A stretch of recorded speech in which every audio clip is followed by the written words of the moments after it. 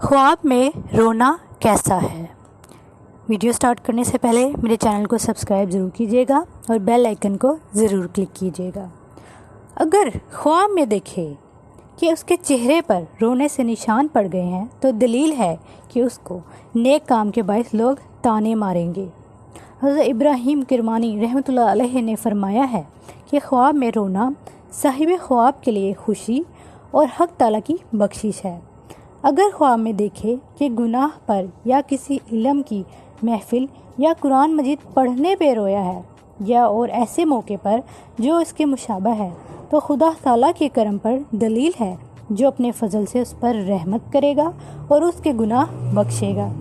और अगर देखे कि रोया है और आंसू उसकी आंखों से नहीं निकलते हैं तो दलील है कि गुज़िश्ता काम के ना करने से अफसोस करेगा और तौबा करेगा। और अगर किसी किए हुए काम की मुसीबत पर बगैर नोहा और जारी किए रोया है तो दलील है कि शादी खुशी और राहत देखेगा।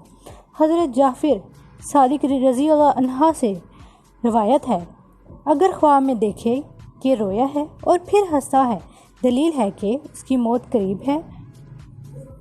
अगर आपको हमारी वीडियो पसंद आई हो तो चैनल को सब्सक्राइब ज़रूर कीजिएगा और लाइक ज़रूर कीजिएगा।